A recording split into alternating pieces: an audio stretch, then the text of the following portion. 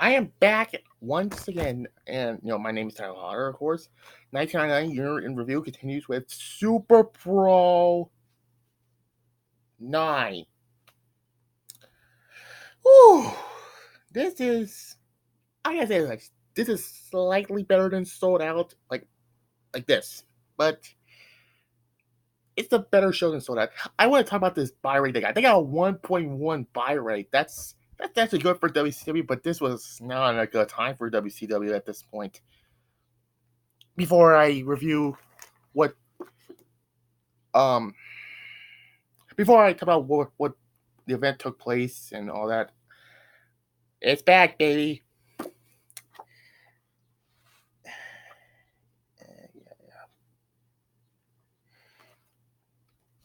I want to talk about what happened before Sold Out and then right towards Super Brawl.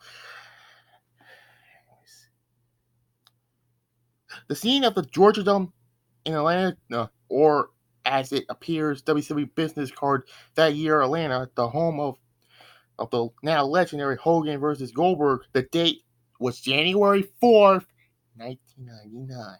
And as Bishop had hope, WCW truly revived the wrestling business on this date. Hopefully, it wasn't as revolutionary, but a new explanation of just how quickly a formerly successful wrestling promotion could fall. In the hands saying this show was proof the single most destructive Nitro in the history of the company. Yes, and shows was far, but this was one that more than any other started the ball roll towards the company. Involved the doom. It was creative, but the program was a disaster for epic proportion. Nothing much in the first hour, just as Raw was about to start. Some cops showed up and announced that they have warrant for Goldberg's arrest on a unforeseeable charge. Goldberg didn't ask what the charge was. Off he went. Yeah, Goldberg was arrested. I'll get that.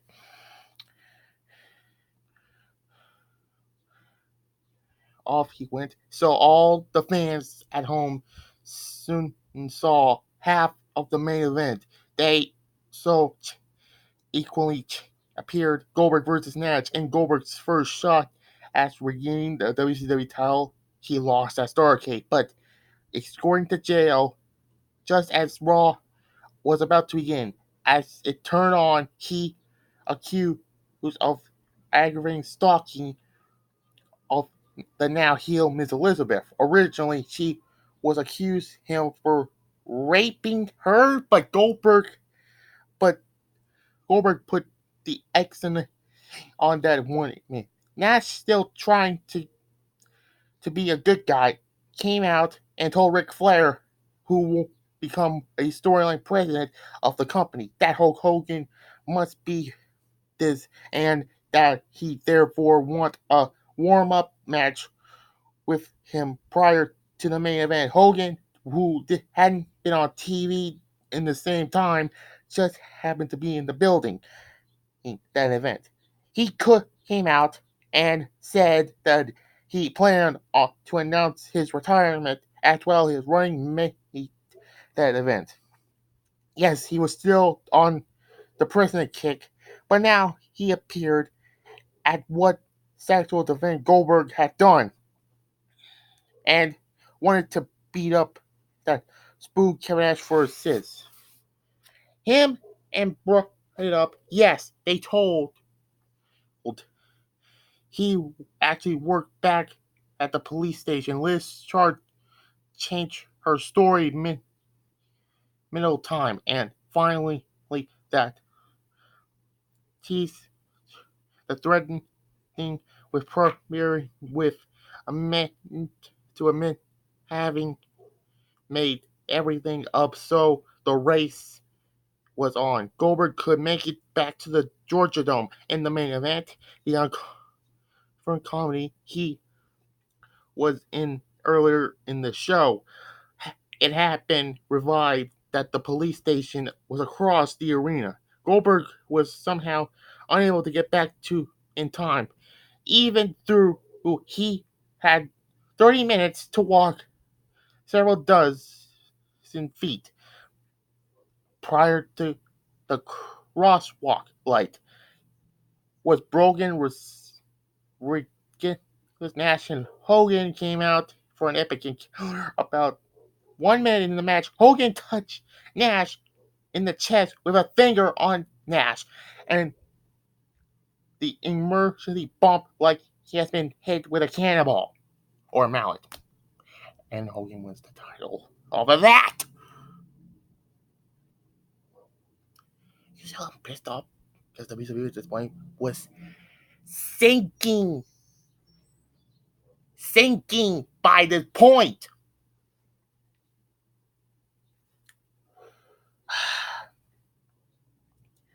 But like, on the bright side, it was probably the biggest bump Nash will take all year. Hogan covered him and win the belt afterwards. Hogan and Nash hugging, reviving that it was a setup all along. Goldberg finally arrived to the arena, laying the waste to everybody in the ring until being attacked by his newest foe, the old immortal washed up Lex Luger.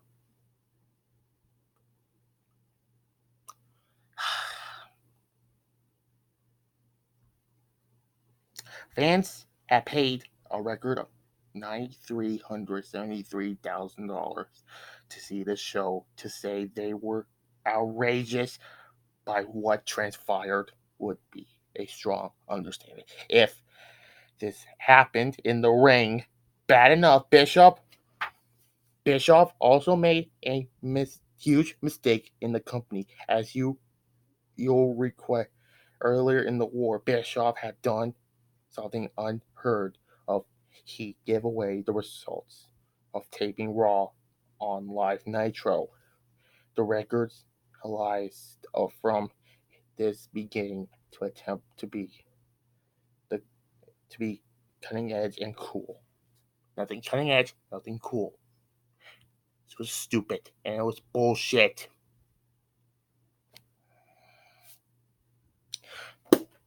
I can't read it anymore. I can't. Let's just get to SuperBrawl 9.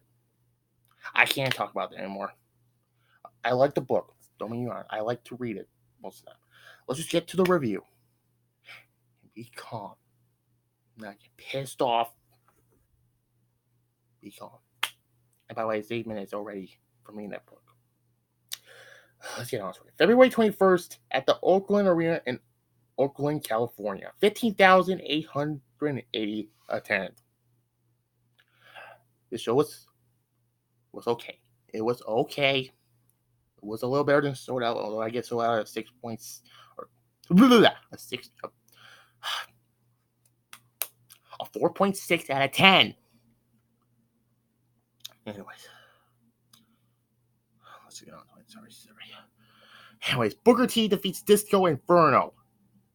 Last year, Booker T had 2 matches at last year's Super Bowl against Rick Martel and Perry Saturn, and now he's facing Disco Inferno here.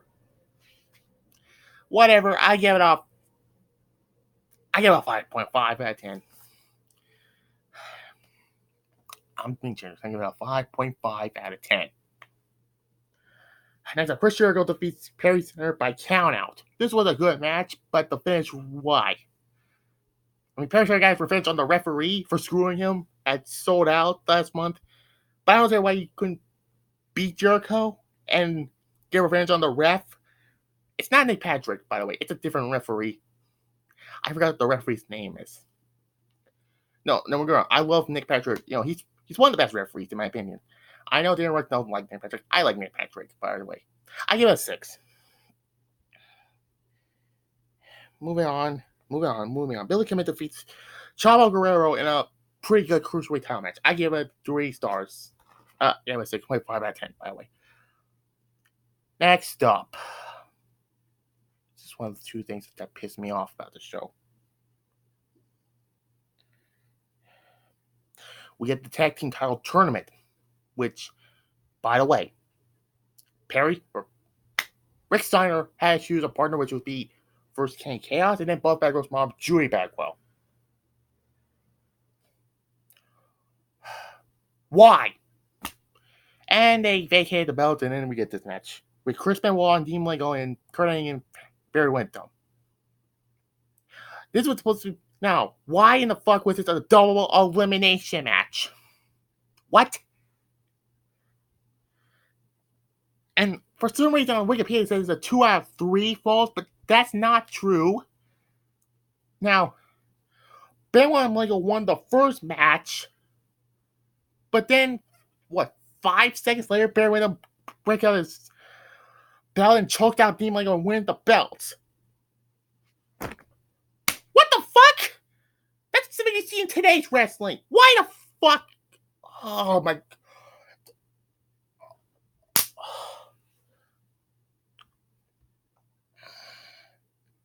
This match, it's just like the Goldberg Nash finish at Starrcade. I give it 4.5 because of that stupid finish. Why the fuck you had to win with a belt? It's worse than getting rolled up in wrestling. Oh my god. Next. Oh no. Oh no. No. You don't know why people say this show is famous? Because of one thing. Outstars, Kevin Nash and Scott Hall. It was supposed to be Nash and Luger defeating Rey Mysterio and Conan for Liz's hair and Rey's mask.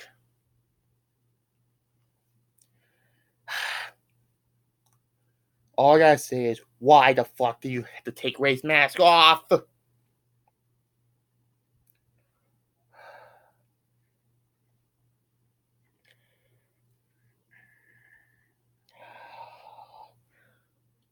Why? He looks like a toddler without the mask. Thank God that we brought him with the mask on. This is probably the worst things I ever see. I give it a 5.5. Why the fuck did they have to take Rey's mask off? WWE will not. And fun fact is, Rey was supposed to be a match in 97, not here, but they... Whatever. Next. Scott Steiner defeats Diamond Dallas Page to retain the WCW World Television title. This match was good, but it's not good as their match in 2001. I think it was one of the last WCW periods they used, but there's too much interference though. But Scott Steiner wins with the Steiner recliner. I give it a 6. And Scott Hall defeats Roddy Piper to win the United States. We're saying, wait, Roddy Piper's the United States? I thought Bret Hart. Well, Roddy Piper won the United States thanks to somebody. Will fucking Sasso. This match was bad. This is the worst match I think is on this card. Minus 2.5 stars, negative 5 out of 10. This time I'm not funny, not laughing. This is serious. Negative 2.5 stars, minus 5 out of 10. Once again, the New World Order wins again. Low.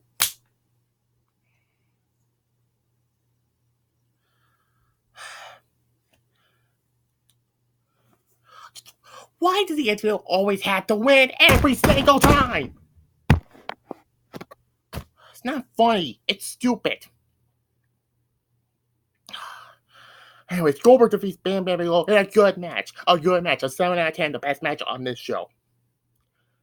But why is Goldberg facing Bam Bam Bigelow at SuperBrawl instead of facing fucking Hogan?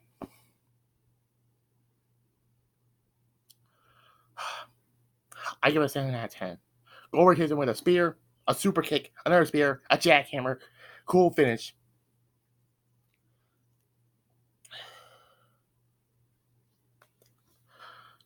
Good match. It was not. Anyway, Hogan defeats Ric Flair to retain the WCW Championship. Once again, the New World Order has to win all the damn time.